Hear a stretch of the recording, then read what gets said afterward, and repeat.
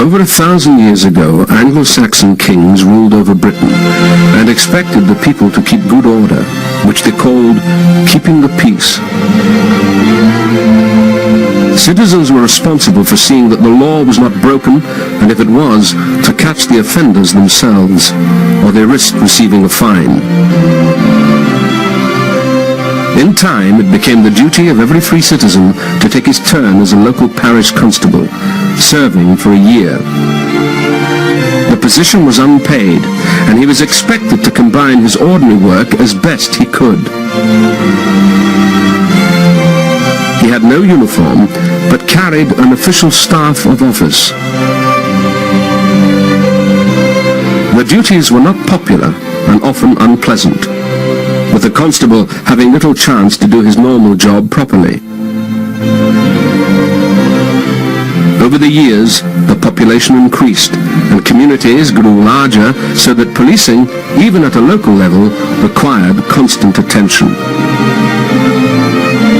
Consequently, well-to-do citizens with trades or businesses began to pay others to take over their policing duties. In 1663, the City of London began to employ paid watchmen to guard the streets at night. These men came to be nicknamed Charlies, possibly after the sovereign of the time, Charles II. The type of equipment they carried included a rattle, a lantern, and a staff, which provided their only form of self-defense. The tiny sums paid to them attracted men who were old and weak. Nevertheless, they were probably the most effective night police anywhere in the country until the end of the 18th century. In 1748, Henry Fielding became Chief Magistrate for Westminster, with his office in Bow Street, near Covent Garden. He realized that London needed a more permanent and efficient force than local constables, and recruited 6 householders to serve as constables for more than the usual term of 1 year. They still had no uniform, but they were paid a salary for working full-time and became known as the Bow Street Runners. Henry and his blind half-brother John, who later took over his work, began a lifetime campaign to police London properly. As the Industrial Revolution transformed England from a rural to an industrial country, thousands of people left the countryside to look for work. And towns like Birmingham and Manchester grew at a staggering rate. Enormous numbers could not find employment and lived in the most appalling slums, with no protection by a welfare system. It was an atmosphere that bred crime. One of the greatest areas for theft in London was the River Thames, with merchant ships laden with expensive cargoes constantly loading and unloading at warehouses in the docks. Riverside workers and organized gangs were responsible for colossal losses. A sea captain named John Harriot and the London magistrate Patrick Colquhoun devised a scheme for policing the river and persuaded merchants to pay for a marine police force, which started operating in 1798. The 60 or so salaried officers were armed with cutlasses for self-defense and operated from rowing boats. They soon became a respected law-keeping force and grew to be the largest regular professional police force of the time, joining the Metropolitan Police in 1839. The success of the River Police encouraged the growth of the Bow Street Police, and the Bow Street Horse Patrols were revived in 1805. In a typically British way, both Parliament and people distrusted the idea of a uniform professional police force. and resisted any such move because of the threat to individual freedom. But attitudes were soon compelled to change. A great period of social unrest enveloped the country and culminated in a number of severe riots. In 1819, a troop of yeomanry charged a peaceful mass meeting of 60,000 weavers in St. Peter's Field in Manchester, killing 11 and wounding over 500. When rioting occurred, the local authorities called in the army, who were not trained to cope with riots and crowd control. The Peterloo Massacre, as it came to be known, helped accelerate the process of change towards the introduction of a professional police force. Sir Robert Peel, a skillful politician, became Home Secretary in 1822 and carefully made police reforms without arousing the public fear of intimidation. He believed in crime prevention rather than relying on punishment as a deterrent. In 1829, legislation was passed by Parliament to establish the Metropolitan Police in London, a single force for an area roughly within a circle of 7 miles from the centre of London. Colonel Charles Roane and Richard Mayne became Joint Commissioners with their headquarters in 4 Whitehall Place, known as Scotland Yard. The police constables wore deliberately civilian-style top hats and blue swallow-tail coats and carried wooden truncheons and a rattle which they used to raise the alarm and call for help. Called the New Police, they also gained the nicknames of Peelers and Bobbies, after Peel. Recruits to the new force had to be under 35 years of age, be in good health and strong, and be at least 5 feet 7 inches tall. As Peel wanted his force to be a really good body of men.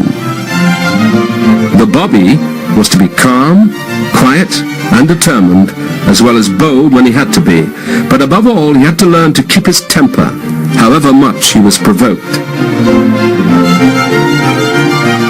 Every recruit joined at the rank of constable, and promotion would only be given to those who earned it. From the beginning, the police force was a great success, but it took time for the public to accept the idea, and many brutal attacks were made against policemen. Reform was not limited to London, however. Other towns, such as Manchester and Cardiff, were actively forming their own police forces. One of the pioneer cities for the introduction of professional police was Glasgow, which has a claim to being the oldest police force in Britain, having paid policemen as early as 1800. In Ireland, Dublin and Belfast had formed town police forces by 1787. And in the same year, the baronial police began operating a body of untrained, part-time police over most of rural Ireland. The Constabulary Act of 1822 established a centrally controlled professional police force, which developed into the Constabulary of Ireland and then into the Royal Irish Constabulary in 1867. Becoming the model for a number of colonial police forces throughout the world. When the government changed the way towns and boroughs were governed in the 1830s, they made it compulsory for every local authority to provide a professional police force. Some set up forces on the London model, but many rural areas were reluctant to meet the expense. Inspectors were appointed to visit every force and assess the standards to see if they would qualify for a government grant to help meet the cost. The lifestyle of the Victorian policeman was particularly harsh and the pay was poor, about the same as a farm labourer, although it was better in some city forces. A constable would work to a system of shifts, which would mean 6 or 7 hours on days, evenings, or nights. Until 1868, he worked 7 days a week with no rests, which meant that many men became too ill to work. He walked his beat, patrolling the streets or lanes and meeting up with his beat sergeant at pre-arranged points, which was a kind of clocking-in system. The rural policeman was assigned to a village and a special house was provided for lodging. They tended to integrate better within the community and became trusted and popular. However, the low pay tended to attract unskilled and uneducated people, and the public image of the average police constable was of a worthy but rather thick Mr. Plod. A major problem of the time was drunkenness amongst the public and the police themselves. Many of the original peelers were dismissed within 10 years for being drunk on duty. As well as arresting drunks, the constable had to cope with all manner of public duties, including fighting fires, breaking up fights, petty felony, as well as serious crime. The new police tended to be essentially thief catchers, not detectives, and they were often hindered by their uniform, which had to be worn even when been the responsibility of unpaid parish constables, although paid thief-takers were sometimes employed by the victims of crime to catch criminals. The appointment of Sir Robert Peel as Home Secretary in 1822 brought about the reinvigoration of a committee that had been tasked to investigate the current system of policing. Peel immediately acted upon the committee's findings, distilling the key aspects of his approach into a series of Peelian principles that involved the payment of police officers who were organised along civilian lines. Peel's ideas for the system of policing were approved by Parliament in the Metropolitan Police Act, with royal assent being granted on the 19th of June 1829. The 895 constables of the new force, nicknamed Peelers or Bobbies after their founder, were responsible for law enforcement and public order within a 7-mile radius of Charing Cross. They were overseen by a progressing hierarchy of sergeants, inspectors, superintendents, and 2 commissioners who reported directly to the Home Secretary himself. Deliberately given blue uniforms to distinguish them from the red that was used by the military, the first police officers were equipped with only a wooden truncheon and a ratcheted rattle to raise the alarm. Despite these attempts to avoid the image of a totalitarian police force, some members of the public argued that the Met was a threat.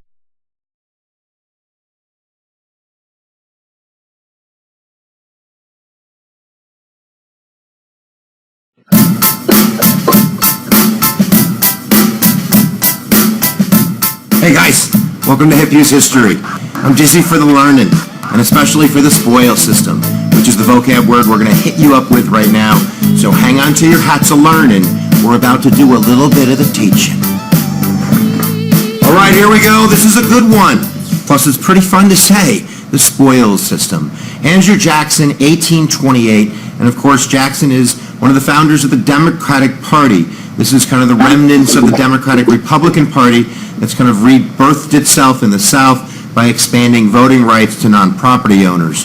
So sometimes it's kind of an unruly bunch, and that's what occurs in March of 1829 when basically all of these job seekers end up at the inauguration of Andrew Jackson raising holy hell because they want their jobs. And that's what this ends up really becoming about. The spoils system, which is a term that was coined by New York Senator William Macy, to the victors goes the spoils, is the idea that, look, you know, we won the election, we have a right to hire the type of people that we want to get jobs in the federal government.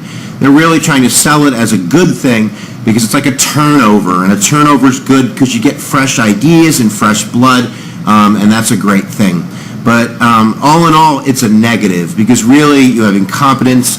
You don't have jobs based on merit and skill, but based on political promises. At the end of the day, Andrew Jackson ends up replacing 10% of the federal workforce, mostly in the post office. I believe there were 400 or 500 postmaster jobs that were turned over under that Jackson administration.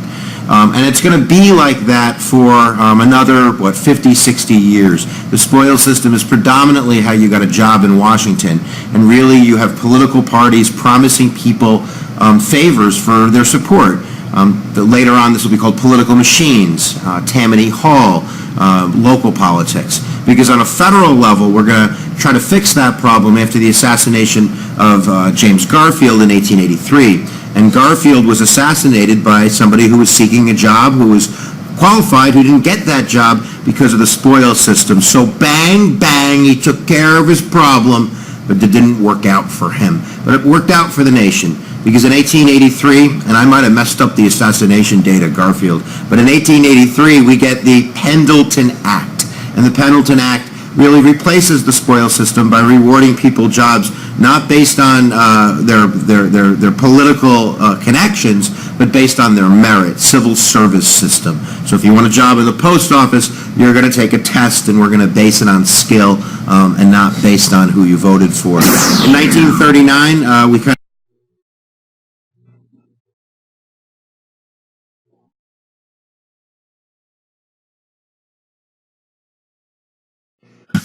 When the United States first formed, we were fairly rural areas, and so instead of having formal law enforcement with police officers, what we had were the people who would just watch out for each other. They called them the watchmen. Normally things went well during the day, but at night things can get out of hand, so they started having the night watchmen. Some were hired, some were just volunteers, and they would take care of the community by, if something went wrong, they'd take care of business. If they needed help, they'd start yelling and screaming, and people from the neighborhood would come out and give them a hand. That was called the hue and the cry. And that system worked until we started becoming more urbanized communities. And as communities started to grow, the need for police work started to grow, formalized police departments. So they started formalizing police departments. Again, they were mainly just the nighttime people, but they also had daytime people out there. But they were very political in that they served at the will of the mayors and the city councils, and so they did what they were supposed to do for the mayors and the city councils. Some of that was police work, making sure there was order maintained, but some of that was doing stuff like running errands for the mayor, keeping the mayor's opponents out of the way for them, stuff like that. So it was a very political era. It was one of those lower jobs that nobody would do, so the Irish were hired a lot to be police officers back then because the Irish were immigrants, and you see a lot of large eastern police departments now, like New York PD, still a large portion Irish. During the political era, the police were very close to the people they served. They were walking on foot. They knew everybody in the neighborhood. They were able to do errands for them sometimes, so they was very service-oriented. And I'll talk about that as we get back to the community era, but they were very service-oriented back then. There was also some problems with the police force, and the fact that they were a lot of brutality going on, a lot of drinking, some secondary stuff like selling alcohol on the side. It wasn't very professional. So in the 1920s, they formed the Wickersham Commission, and that the United States government did, to take a look at police work and see what kind of reforms they could do to make police departments more professional.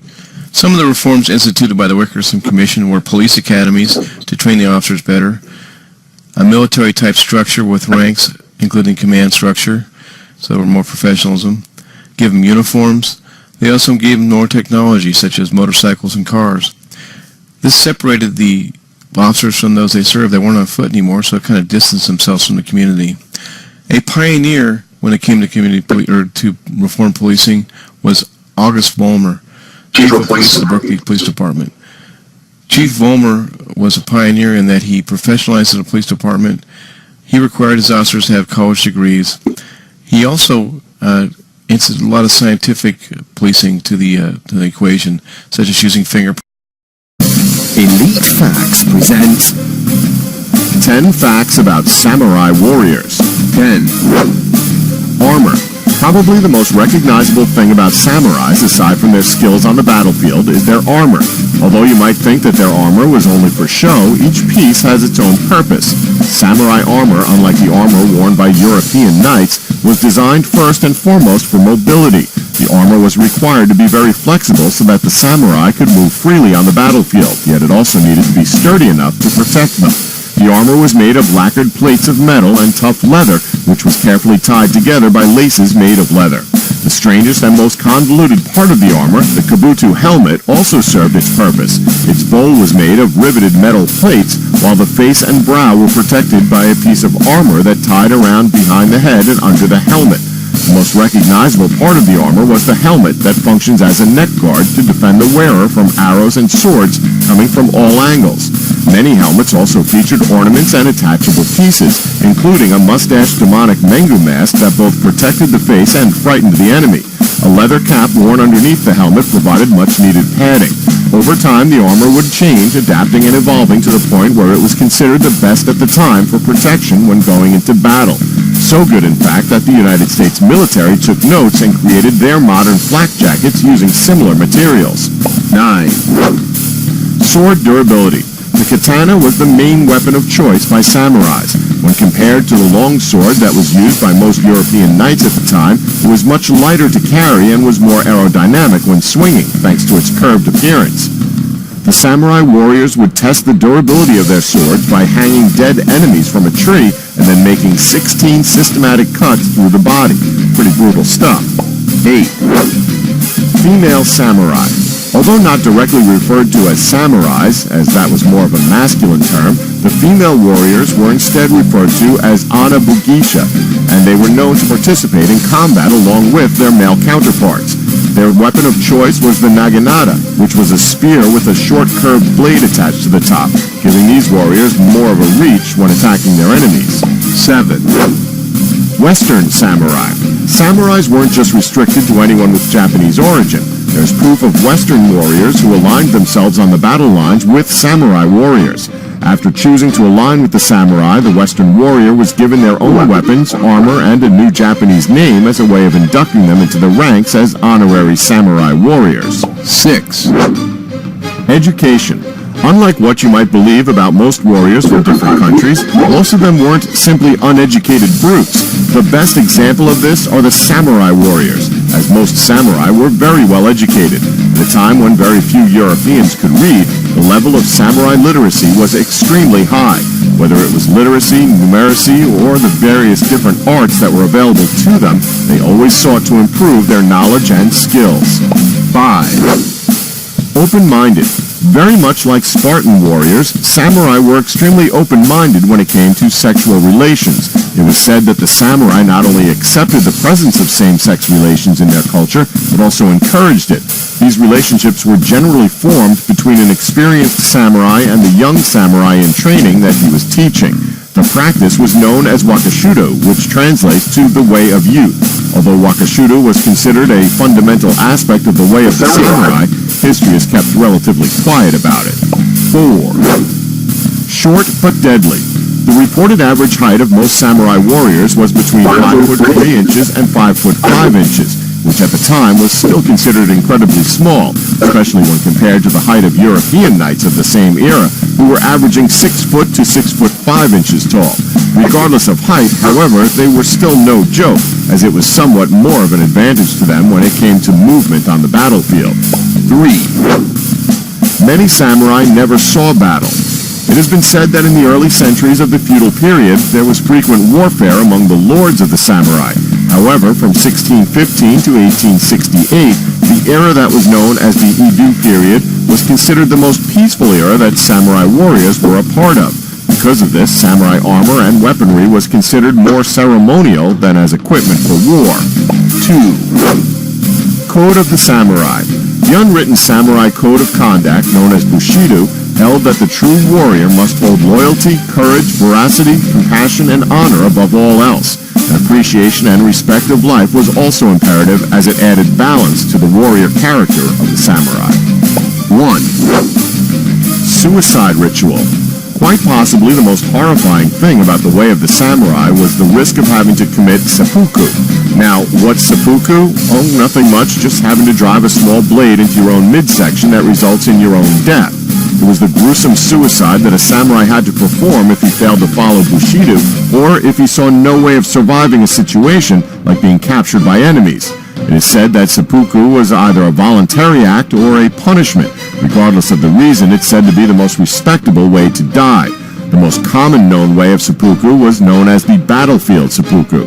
If a samurai was ready to die because he or she had been injured to the point where they couldn't continue, they would take the small blade and disembowel themselves. A fellow samurai would then decapitate the disemboweled samurai with a sword. Yeah, that's pretty brutal. However, the full-length seppuku was a far more elaborate process. A formal seppuku was a long ritual that started with the ceremonial bathing, followed by the samurai dressing in white robes and eating his or her favorite meal. After they had finished eating, a blade would be placed on the empty plate. The samurai would then write a death poem, a traditional tanka text where he expressed his final words. After the poem was finished, he grabbed the blade, wrapped a cloth around it, and did the deed. Again, an attendant would finish them by cutting off their head.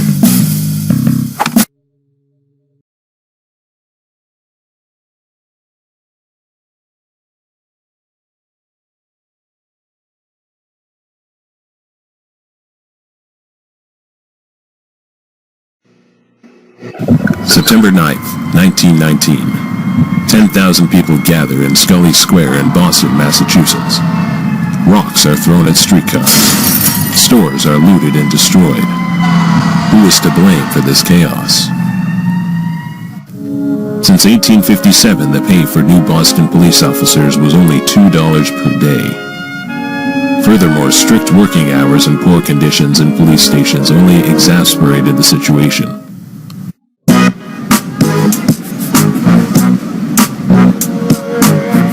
New recruits only got $2 per day.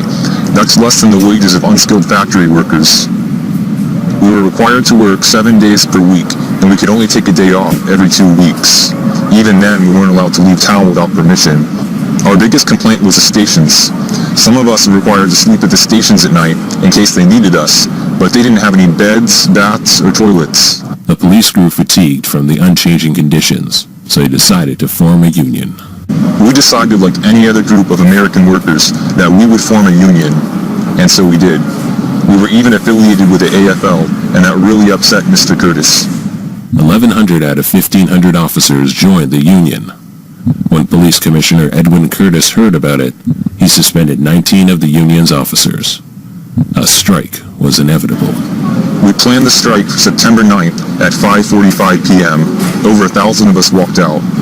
Commissioner Curtis and Governor Coolidge knew about our plans, so it wasn't a surprise to them. Governor Calvin Coolidge ordered the National Guard to patrol Boston during the time of the strike. Riots commenced that night as criminals looted many stores. There were a lot of riots that night and the following nights. Criminals took advantage of the lack of police officers to rob stores and commit other crimes. We didn't support anything that happened that night. We just did what we had to do. The striking police officers were never allowed to return to work. Commissioner Curtis was able to hire a completely new police force by mid-December.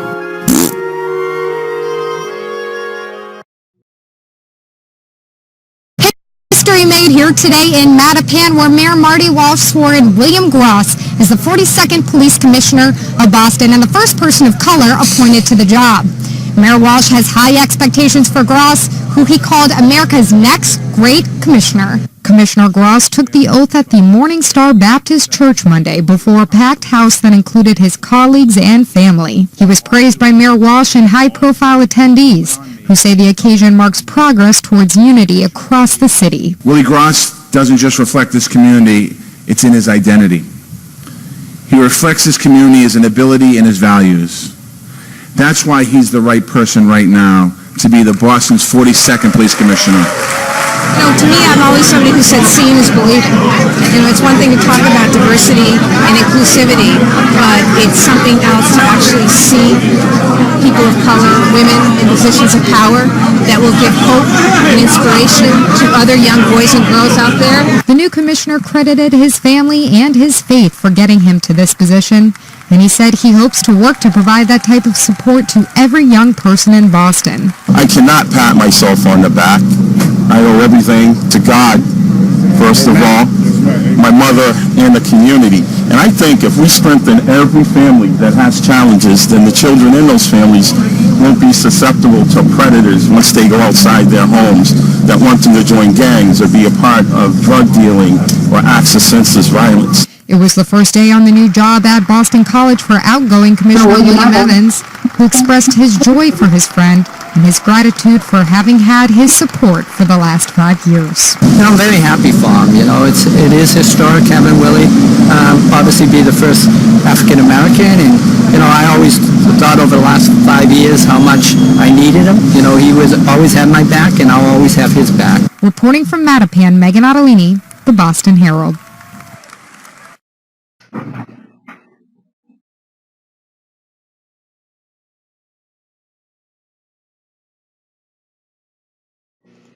The Attorney General of the United States directs the enforcement of federal laws.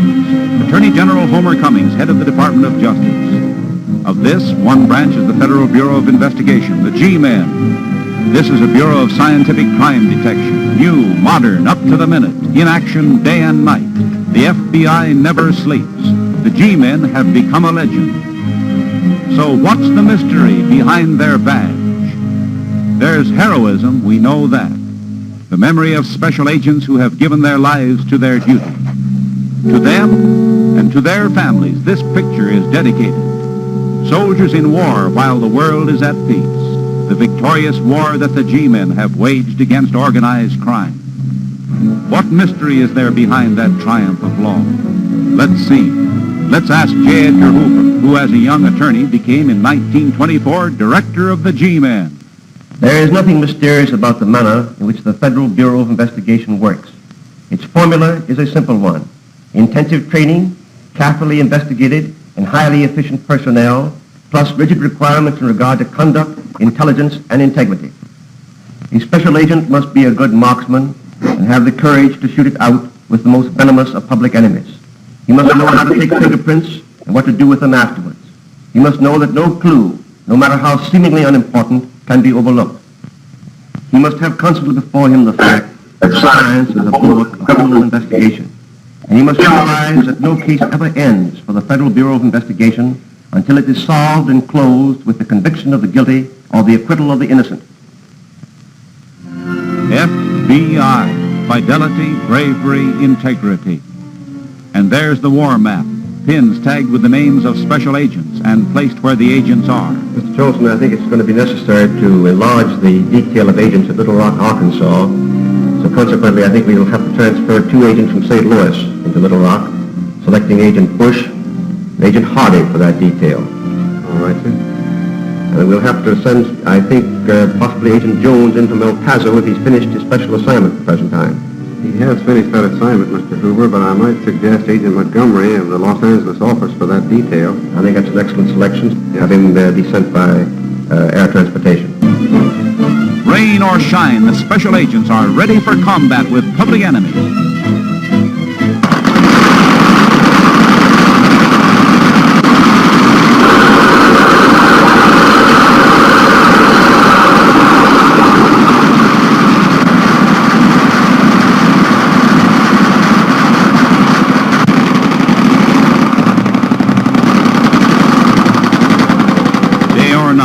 Not trigger men, but prepared to shoot and shoot straight.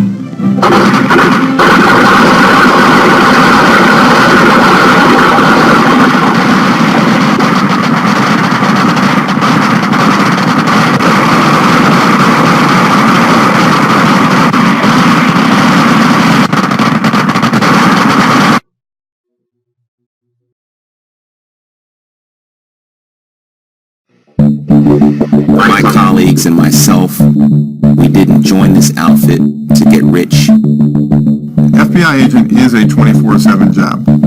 When most people go home, they're on condition white.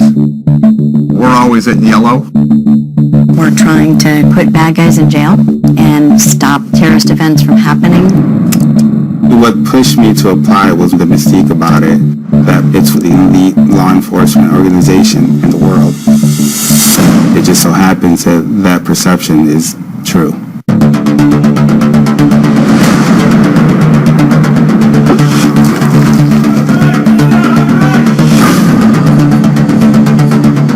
Prior to joining the FBI, I was a banking officer.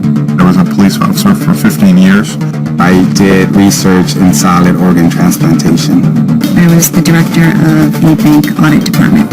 I played defensive end for LSU, and after that I went to NASA in their aerospace program. The personnel of the FBI comes from a very diverse background. We have recruiting efforts that extend to educational degrees from mathematics to business, physical sciences. We probably have every degree that's known.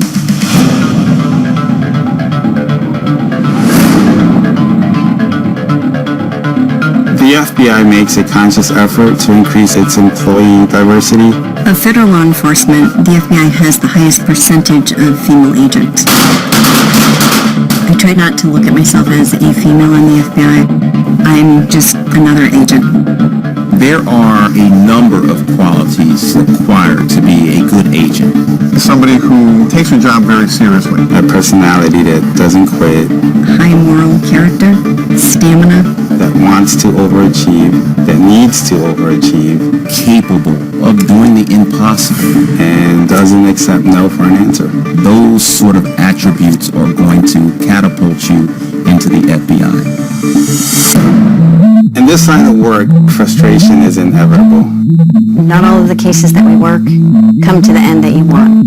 We're all human. We're all passionate about what we do. And it does become personal. But the beauty of the FBI has an extremely long memory. We have people working cases for years and years. And we will continue on until we get the bad guy. I ran out in the best stadium in the country at Tiger Stadium. But when we actually go kicking the door, that feeling is second to none. When you have that opportunity to witness the appreciation on the victim's family's face when a case is brought to justice, it is very rewarding, and you do have that satisfaction. Walking down the halls of this FBI office, you are one of the cogs that drives this well-oiled machine. Yes, the FBI is an elite law enforcement organization, but it's one that you can contribute to. You can feel that you're part of something to help your fellow citizens. You can't do it alone. And it's as true as it possibly could be. We're not what TV always portrays us. We're real people with real families. And we want to recruit the next generation. We joined because we all had a collective purpose. And that purpose is giving back. And it feels mighty good.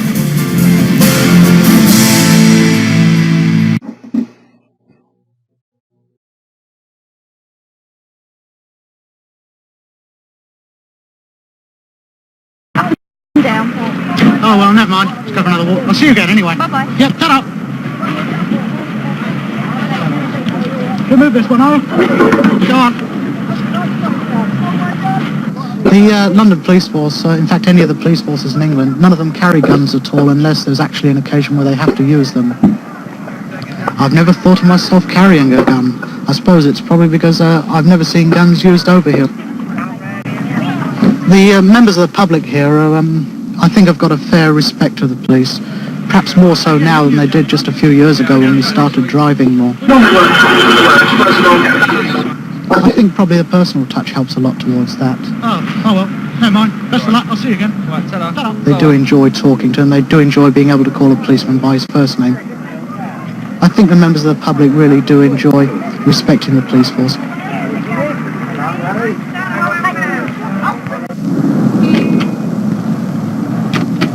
You know, one of the problems we got in New York now is the police aren't popular. Look for a policeman when you need him. You can't find one. Being a cop has got to be the toughest way I know of making a living. My partner and I, we've been together in the same sector for about 1.5 years now. I wouldn't change it for nothing in the world. I've always had a little bit of adventure in me as far as that is concerned ever since I left the service. You're out there in the street, you're with people, you become sort of a diplomat, a social worker, a guidance counselor. 10,000 things like rolled into one. And basically is you do have an opportunity to help people.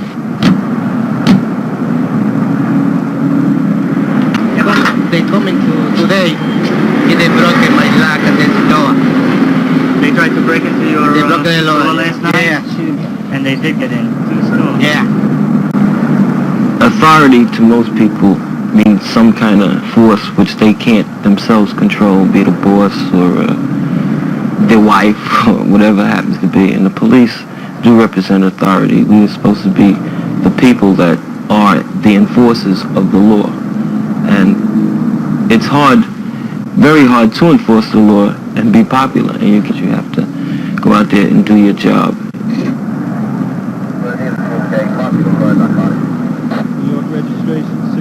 Violence is around us everywhere. We see violence every day. We see it on TV. You can't pick up the newspaper without reading about it. It is a violent society.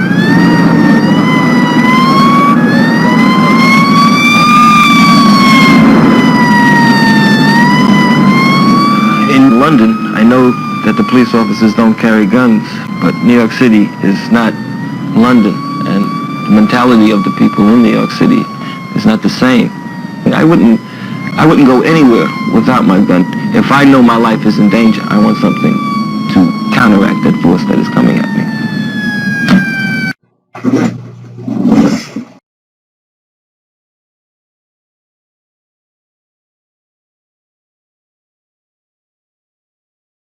If you watch your local news or listen to the president sometimes, you might get the impression that you live in a city and a country ravaged by crime.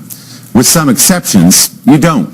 FBI statistics show violent crime is down in the United States by more than half over the last 25 years, and other surveys show that number to be even higher. Here in New York, a city of 8.5 million people, crime has fallen for 27 consecutive years. In 2007, New York saw the fewest murders in its recorded history. So what has changed? And what can cities like Chicago and Baltimore, suffering from terrible gun violence, learn from New York? In our Sunday Spotlight, NBC's Stephanie Goss gets a rare inside look at the evolution of the New York City Police Department. 4 a.m. in New York City, a police raid gears up. We're putting you in a very, very dangerous position. It's a takedown a year in the making. 4 warrants, 4 locations in Brooklyn. Portable check. 6 a.m., the teams bust in, arresting 12 alleged gang members suspected of running drugs. Today's a good day. They find heroin, crack, and lots of cash. The NYPD calls this precision policing, targeting the city's top criminals and helping to prevent violent crime. Good evening, everybody. What happened here is just one small example of what's happening all over the city. New York is an increasingly violent city. It's a far cry from the New York City of decades ago. In 1990, more than 2,200 people were murdered citywide. By 2017, the number of homicides plummeted to less than 300. But with that drop in crime, the city and its police force now face another problem. It's still tough, yeah. Just talk to some teenagers who live in a tough part of town. A lot of kids not that type of kid, and they still get harassed by the cops. And when you say harassed, what kind of harassment do you mean? I mean, pulled over, stop and frisk, being pat down, anything the cops will do to stop you, and see a group of black kids pull them over. It's the cop in the community. And now a top NYPD official is trying to change that. Terrence Monahan is the chief of the department, overseeing 36,000 uniformed officers. I've asked my cops, reach out to the people in the community that don't like you. Chief Monahan says the crisis of trust between the police and the people they serve began with the city's controversial stop and frisk policy. Stop and frisk! But it hit its worst moment in 2014, following months of demonstrations in Ferguson, Black Lives Matter! Baltimore, and here, after police killed Eric Garner, an unarmed man who died in a chokehold. All of it caught on camera. Crime had been going down, but cop morale was low. Communities didn't have trust in us. Monahan says it was time to reinvent neighborhood policing. His philosophy on display in Washington Heights, a once crime-ridden neighborhood now almost unrecognizable from a decade ago. Want to try it on? There you go. Our interactions here, I hope that helps. Maybe that little girl that you spoke to when she's 15 or 16 is going to remember this moment. Yeah, that's what we're hopeful. They are called Neighborhood Coordination Officers, or NCOs, assigned to small, specific zones. By year's end, they will be in every precinct. Have fun at your party. If we're not working together with the people who live, work, and worship in these neighborhoods, we're not accomplishing anything. Community support is essential in fighting crime, like the time NCOs Natalie LeBron and Amber Guzman were chasing down a robbery. A personal connection with a local bar made all the difference. We needed them for the video footage, and we got them. You really start to see the change now. There's still a whole lot more work that has to be done. City Council member Donovan Richards was born and raised in New York. He says the NCO program is a start, but reflects on the time he was stopped by police at 13 years old. Freeze. At that moment, I had no idea that you shouldn't go in your pockets because weapons were drawn on us. And that is an experience that I will never forget. But is throwing a few cops in a community on a daily basis really going to change the minds of a generation that grew up during that really difficult period? No. You can never undo the damage, but I think you can try. Chief Monahan says the police department is committed to making it work. It's been said many times, it's hard to hate up close. You may hate just a blue uniform, but when you know that person, know him as a human, it's different. For Sunday Today, Stephanie Goss, New York. Hello today.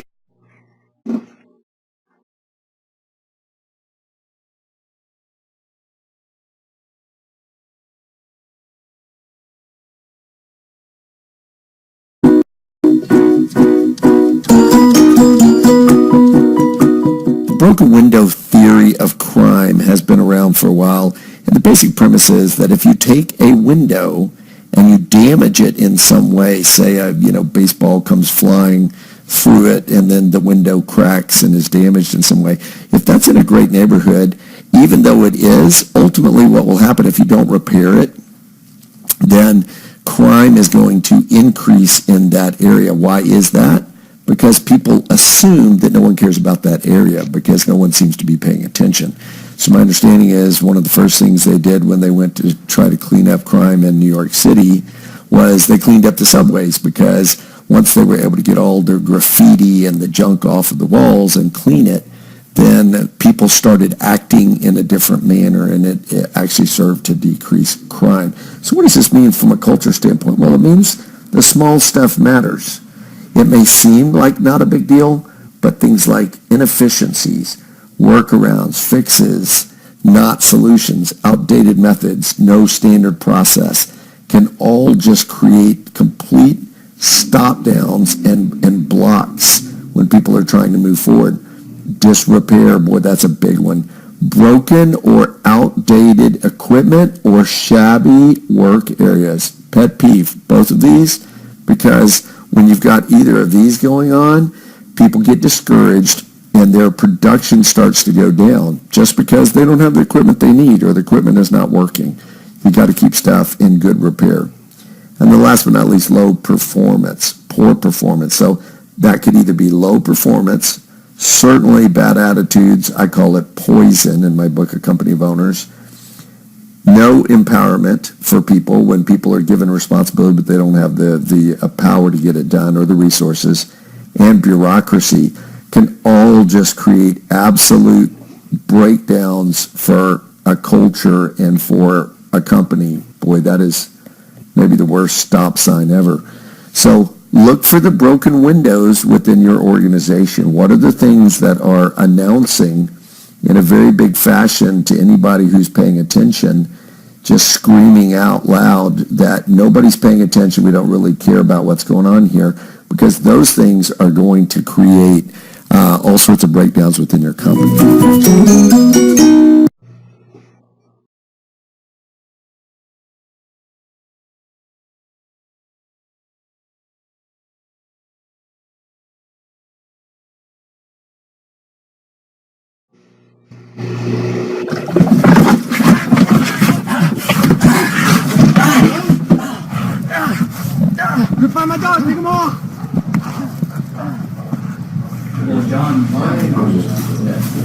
You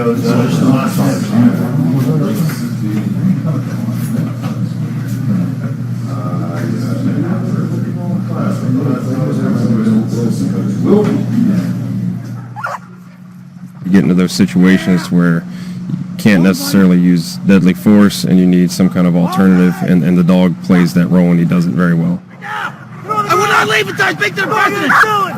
We can deploy that dog and apprehend a suspect and give that individual time to surrender and keeps our team safe at the same time. Stop playing dogs! Give up! Give up! This exercise right here is called the crash intercept. All this is intended to do is stop the forward progression of a possible assailant. You can see some of the recruits are standing in front of badges or stars. What they're trying to do is prevent a person, a possible attacker, from touching that badge or star. Just being that human speed bump, we're trying to teach the recruits that you actually have to address a problem as opposed to escape or evade from a problem. You want to engage that problem.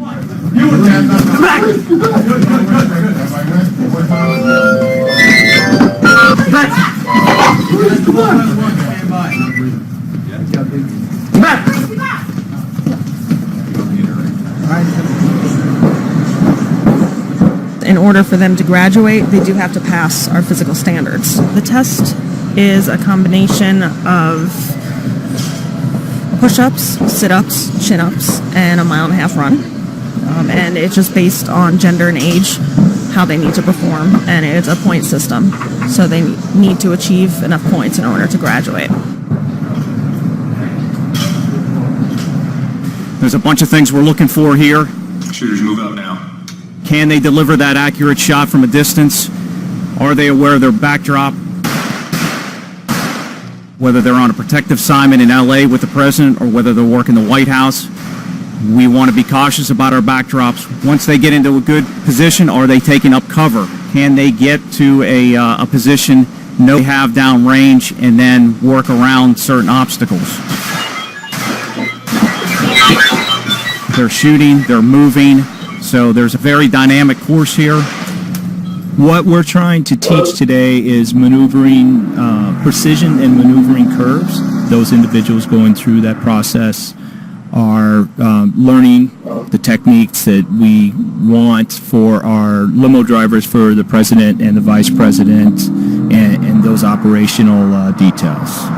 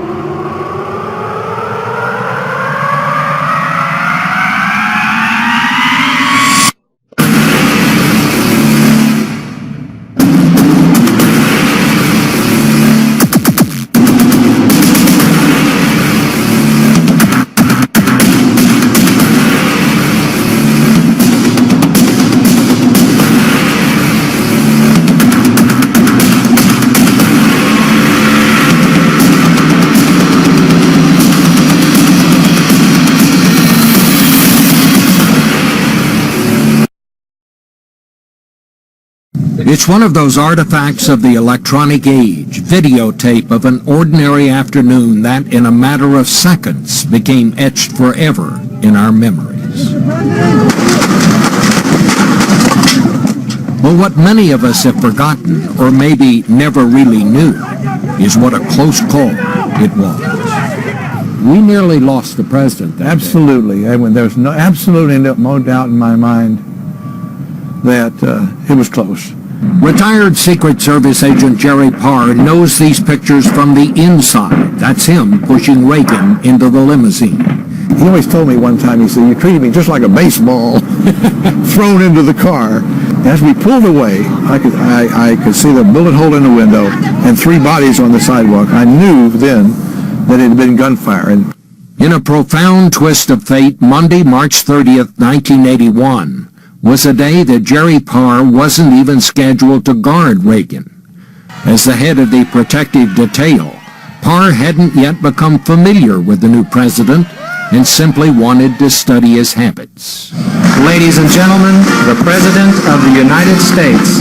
A routine day was on the agenda. A few White House meetings and a speech at the Washington Hilton Ballroom.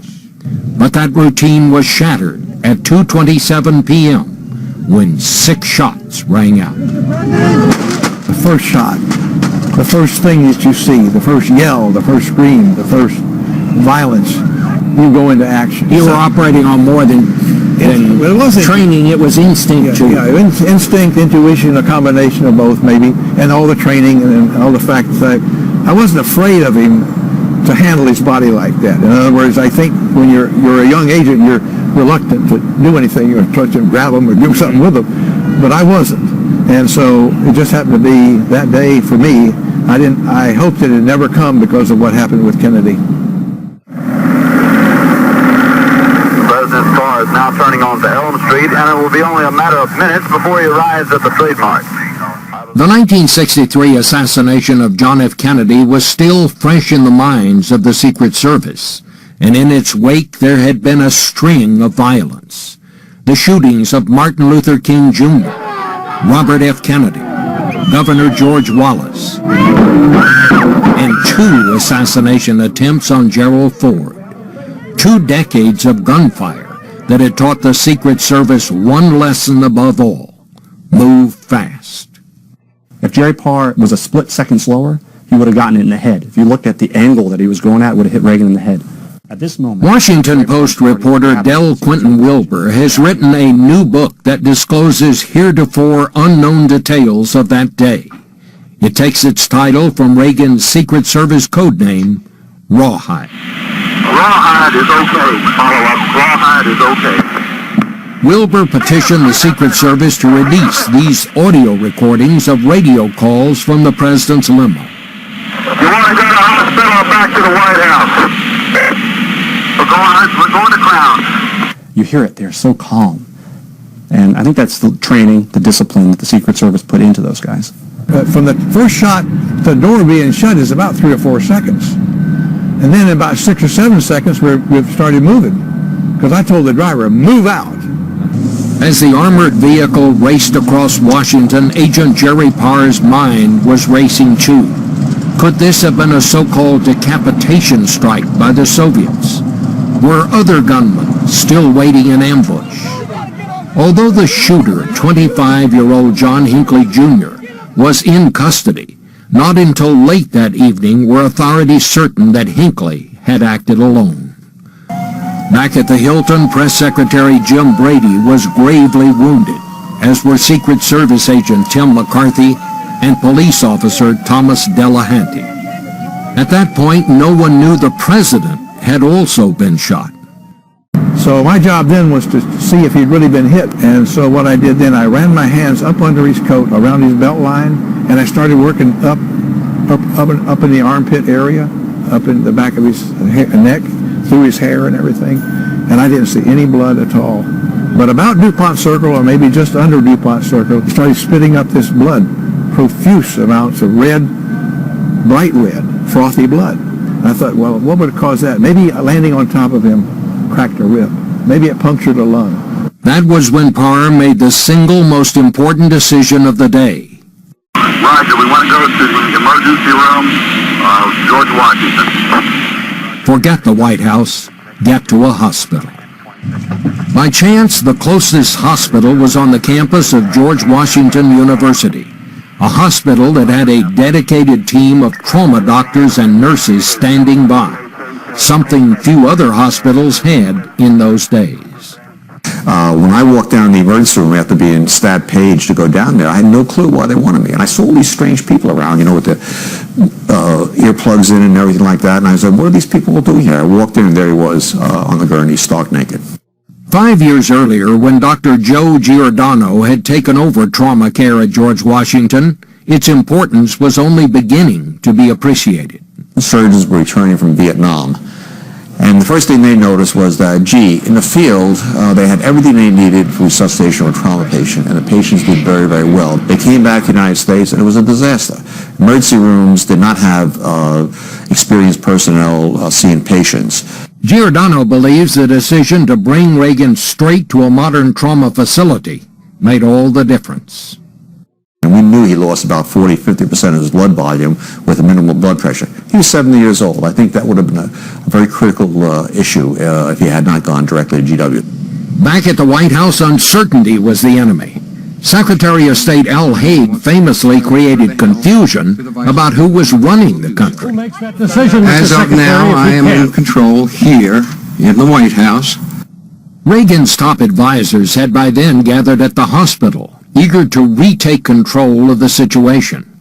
And as doctors began treating the president, not only did his vital signs bounce back, so did his sense of humor. We took him to the operating room. He looked up at me and he said, I hope you all are Republicans. And I said, today we're all Republicans, Mr. President. Presidential aide Lynn Nofziger lost no time sharing Reagan's joke with the rest of the world. He said to the doctors in the operating room, I hope you're all Republicans. In a way, this event formed a bond with the American public. Author Del Quentin Wilbur. After the shooting, people saw him as a person. He was a guy who laughed at death, right? He cracked jokes. American people like that. They like a guy who can do that. And it enabled...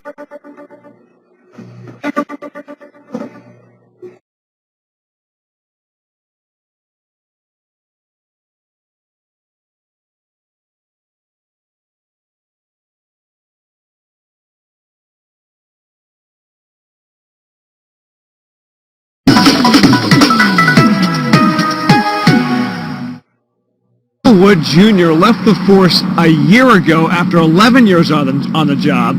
He says he left because he got injured on the job. Now his Twitter account is getting a lot of attention. We have a culture problem, and it's not that...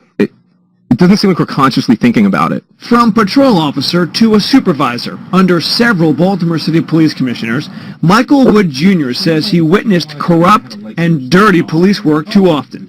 Here's a few examples of his tweets since Wednesday. A detective slapping a completely innocent female in the face for bumping into him coming out of a corner chicken store.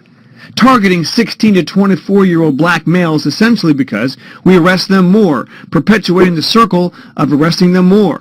Jacking up and illegally searching thousands of people with no legal justification. Another story he tweets about involves him having a suspect cuffed on the ground when a fellow officer came running around the corner. And full force kicks him right in the face, wells up his face, instantly, and I didn't know what to do again. I just knew I wasn't going to be associated with it, so I reached down, took my handcuffs off, and said he's yours, and left. Wood says police treat their job like a war, us versus them, but over time he gained empathy for citizens. He's only getting attention, he says, because of his recent tweets, but he says he's been a champion of police reform for a while, and the culture of silence among officers is a big problem. The vast majority of the department is just doing what they think police do. It's not that there's some mass conspiracy or anything like that. This is just policing. It doesn't matter whether you're in St. Louis or Philly or Baltimore. It's policing. Police call Wood's allegations troubling. Quote, we hope that during his time as both a sworn member and as a sergeant with supervisory obligations, that Mr. Wood reported these disturbing allegations at the time of their occurrence. If he did not, we strongly encourage him to do so now, so that our Internal Affairs Division can begin an immediate investigation, end quote. Now, Wood blames himself and also that culture of silence for not reporting these incidents to his superiors at the time. Yet today he says he is not going to report these incidents to police now because he says it's pointless. We're live at police headquarters. George Lettuce, WBAL TV 11 News. And George.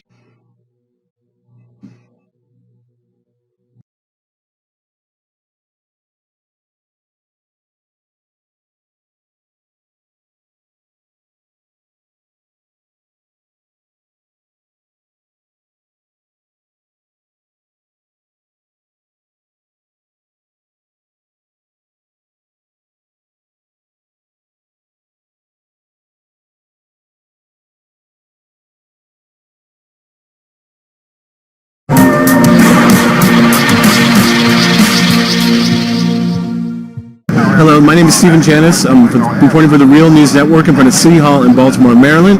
We are here shortly after State's Attorney Marilyn Mosby indicted 6 officers in the death of Freddie Gray, and we are talking to Tyrone Powers, a former FBI agent and also director of the school, Anne Arundel County, right? Homeland Security. Yes. So your reaction just to the verdict, or not to the verdict, but to the indictment? Well, I think the indictment was right, especially as she laid out the evidence in this particular case. It made a lot of sense to me that they would be indicted and that it would be sent to the justice system. I guess the only surprising part about it is that usually when you have these kind of situations, state's attorneys shy away. They'll convene a grand jury. They'll allow the grand jury to come up with the indictment and send it forward. But I guess the courage she demonstrated in saying, look, on a prima facie case, this needs to go in front of a jury. Well, that's what I was thinking about. You know, for years we watched these cases unfold over 12 months, 6 months, special panels, and now suddenly within 2 weeks. What's the difference now? Well, I just think it's her approach, because on the face of it, there is enough there. I mean, clearly, and she laid that out, because she wanted to make it seem like she's not just acting from an emotional standpoint. On the face of it, there's prima facie evidence to an indict based on, and she laid out every specific minute, every specific second. I think as she moves towards trial, she'll even have more information, because there are police officers who will believe that now that these officers have been charged, that information will come out about past situations. They'll start coming forward and providing her with any more information. I think actually from here forward, she'll actually have a stronger case than a weaker one.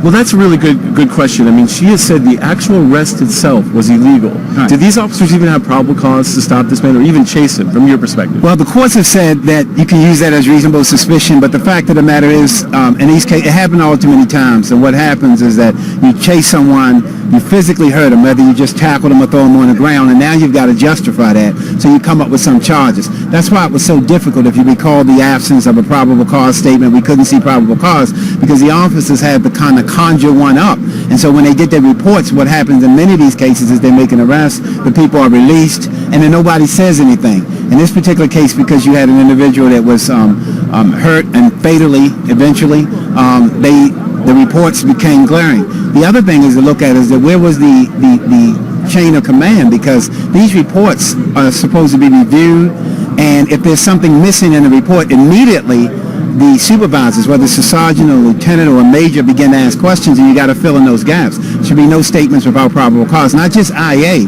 but the immediate supervisors in terms of a regular arrest and investigation.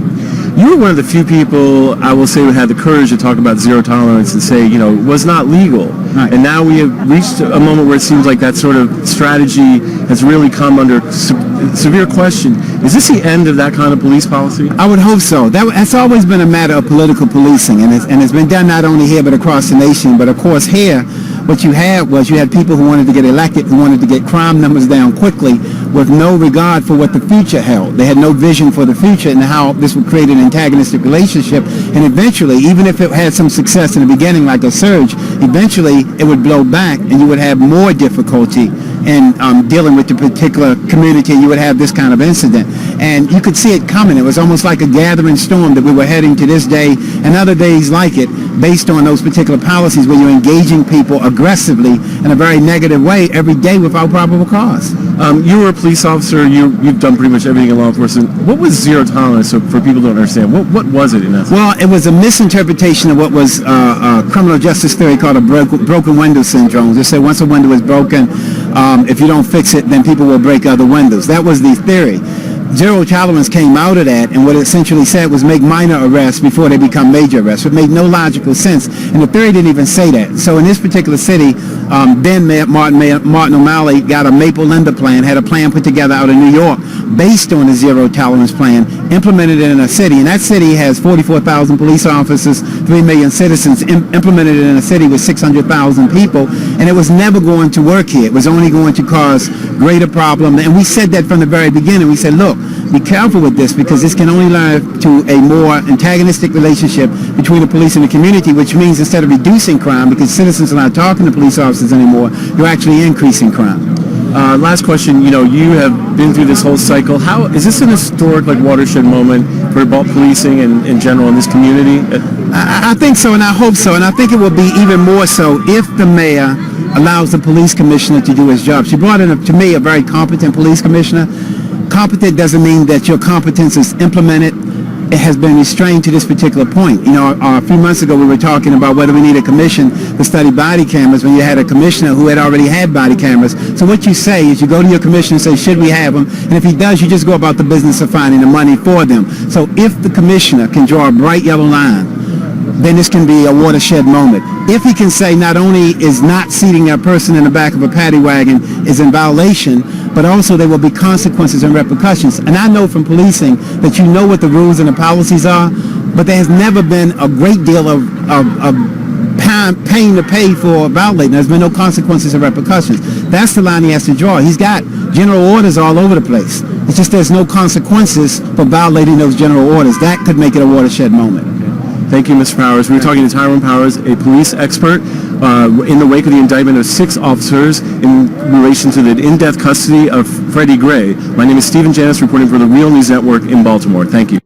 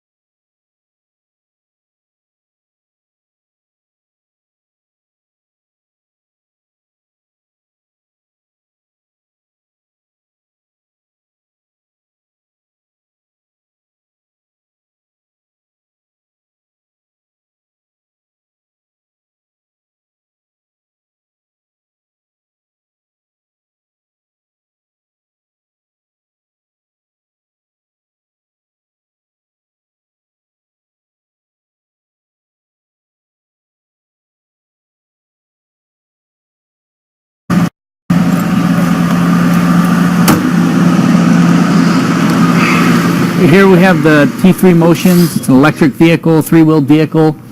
It allows the officers to get in and out through traffic on the sidewalks. They're quiet. She's ready to go. Most of the officers are mountain bike certified.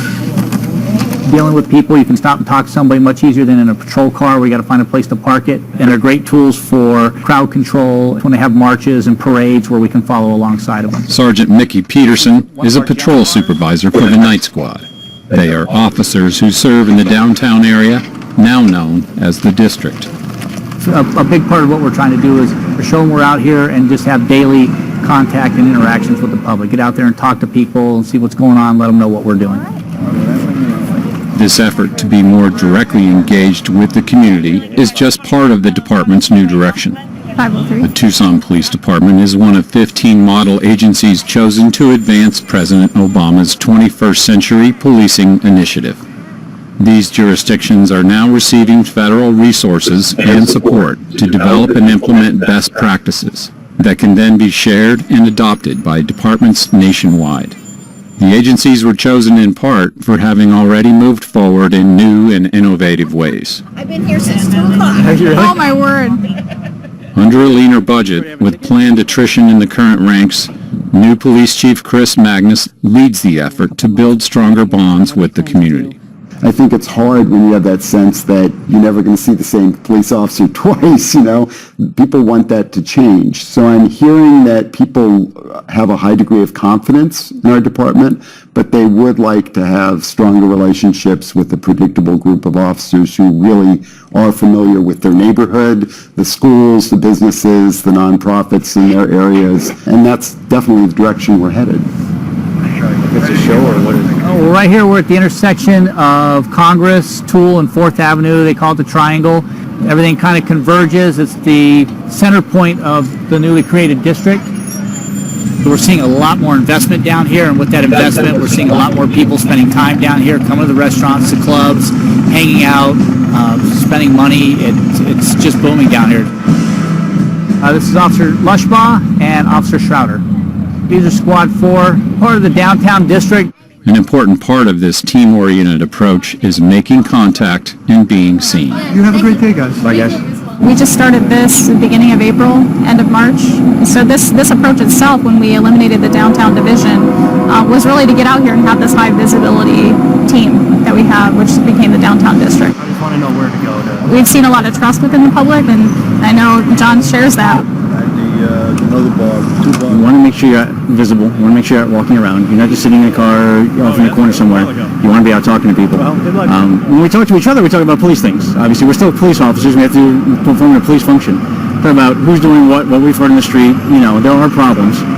There are 6 primary areas of focus in President Obama's policing initiative, known as pillars. Twisted his arm in a hole. The first of those is building trust and legitimacy. One way of building trust is by just being present. Well, in an area like this, you get so much foot traffic, so many people moving around from other parts of town, from all over, from other countries, from other states. It's good to be visible and show the people we can talk to them, and that we're just ordinary people trying to do a difficult job, but we're there for them. That we listen to their little problems, like where to park, or bigger problems about somebody shoplifting or whatever it might be. They might not call 911 for that, but they'll tell us. The bigger things. We've caught people here that committed serious crimes just because somebody felt comfortable with us to come up and tell us. What do you got going on tonight? We're here sponsoring the show tonight. Getting the word out about... I agree with John that it's important that the public sees what we're doing, why we're doing it, and that we aren't out here trying to keep everybody safe, and that we're a team out here, really. That's the idea behind community policing, is that we're working together and that the community is part of it. We're just one part of that. Because I work for the fire department in Las Vegas, so I always go out of my way to see. We want them to get out there, know the business owners, know the employees in the businesses, and know the regulars down here. And that way they get an idea of what's normal, what's regular behavior, when something's out of the ordinary, when they need to take action. One business that area locals patronize is a community market called Johnny Gibson's, a full-service grocery store complete with deli and grill.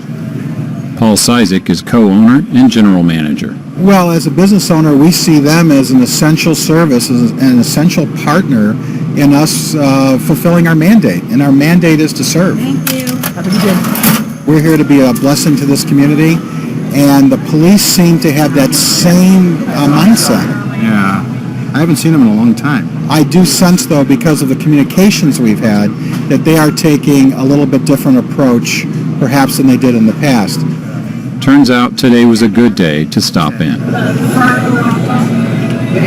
That gentleman's been in here many times. He's stolen from us on several occasions, has a problem with substance abuse, and he's been trespassed from here, but forgets or chooses not to adhere to that trespass.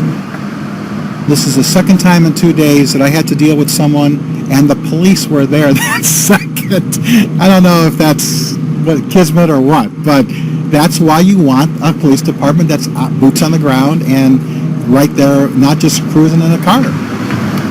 And they do it in a way that keeps a good feeling in the community, firm yet compassionate. And I really, really appreciate that, because we all have to live here downtown. The cool thing is we seem to have the same heart for the people on that street. As day turns to night, Officers Lushbaugh and Schroeder continue their rounds in the district, and in some ways set the tone. Helping with the general mood in the night. If we walk around and they can see that we're happy and interacting, you hope that the vibe of the night just continues to be very positive for everybody. There are people down here who have had problems with police officers who just would walk past and yell at me or flip me off. But I've had the opportunity down here to actually stop them and talk with them. And once you talk for a while, all of a sudden they understand me and I understand them. So it's really about building the trust by just speaking with each other. And down here, at least we have the opportunity to do that. Hey, how's it going? Say hi. You there? Yeah, how you doing, man? All is well? Yes. So you guys got a band tonight too? Yeah, got like a country band at 10. Bad thing about having one interest. Yeah. The bands are always like, where do I load in? Like, you looking at it. Hey guys, hey Gio. Hey, what's up, bro? How you doing, man? Good to see you. Yeah, Thursdays, you guys are back on track for Thursdays, huh? Yeah. All right. Let's see, I just want to say hi. I saw you on TV. Yeah, he's always like a welcome face to see, because usually you associate cops like, oh man, something's wrong. But he always just is always chill, very calm. Just says, hey, if there's ever a problem, he's like always there to respond to it. I love it. It reminds me of like the old-timey, cop. He's more interested in like getting to know the people rather than being the presence when he's called. Like he already knows the people he's going to go help. So. All right, go ahead. Your average police officer out there in the streets doing the same thing we are. They just don't have the luxury of being able to come out and talk to people. We're lucky. You guys enjoy your night, eh? And so this form of policing continues in downtown Tucson.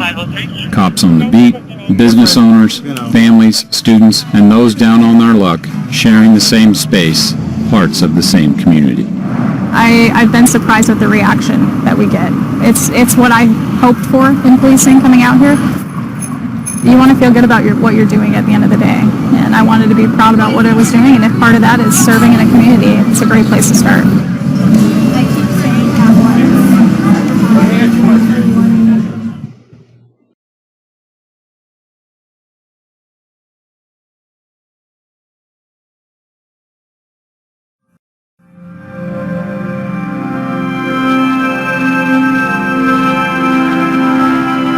My name is Micaiah Coles.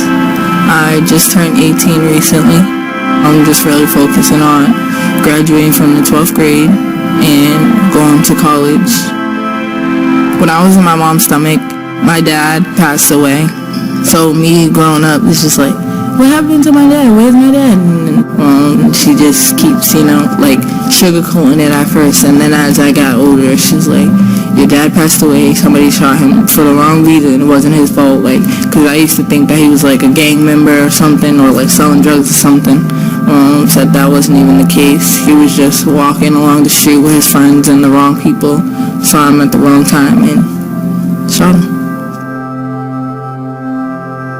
When I first met Grubbs, it was like, cool, I'm working with a police officer. All of the people who come up to him, all the people he knows, from helping them or talking to them when they have a bad situation, is just so inspirational. See how many people say, thank you, Grubbs, thank you, and how they're in a better situation than ever because of Grubbs' help. My kid here? Over the years, I got to meet him as a person, so he's kind of like my dad, or like a second dad. When we get your graduation, valedictorian, scholarship, leader of tomorrow, saying, oh yeah, but one thing, my kid's hard-headed when it comes to wearing uniform. Am I right or wrong? He don't even got to know what my problem is. I call him this morning, I say, Grubbs. He says, Makia, I know you have a problem. I can already hear it in your voice. He really, really cares about getting to know the people who live not only in his block, but other neighborhoods. He does this thing that only Kenny can do by engaging people, whether it's the karaoke or singing or dancing at events. I mean, he does those things when he's off duty because he wants to. All right, here we go. He gets paid for the work that he does in his uniform, but it's the things that he does above and beyond outside of the uniform that really makes him stand out as a resident leader. Now I went to the community block party.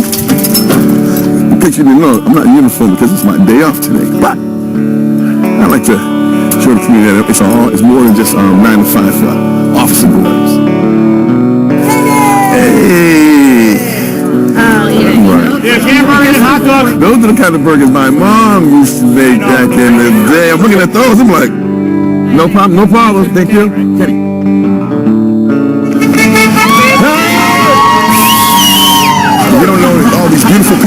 community. We're walking to light up the night. It's not just a day job that the police officers patrol, but it's also a night job for not just the police, but for the people that live in this community. We want a safe community for our kids and for everybody else. All right? And let me just turn it down just a little bit. That's all. That's all. All right. Hey, what's up? All right. If y'all go, you make your way through here, we got ice cream. Okay. We're giving away free ice cream and we're giving away hot dogs. Feed the kids. Keep doing it for the community. You know how we Nobody do. doing it like you. All right, thanks, family. All right. Young man I know for years growing up. Look at that. Music's down. We got peace. All right.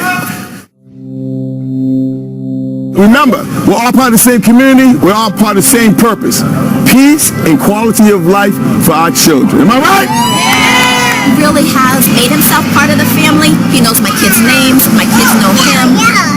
When we're outside, my kids think positively about police because they know one who is a positive role model.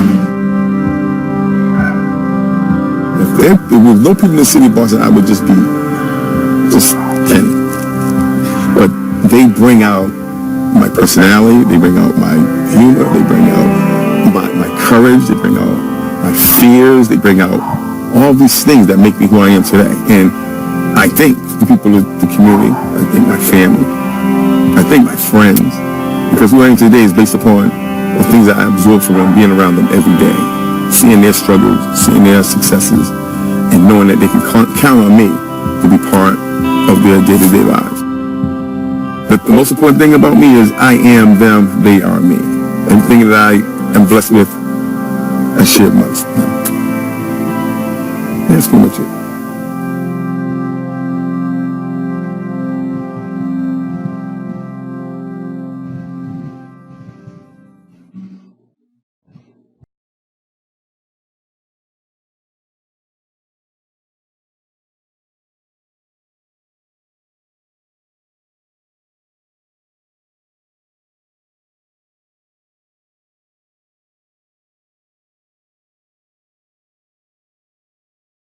Right, 809, up 10.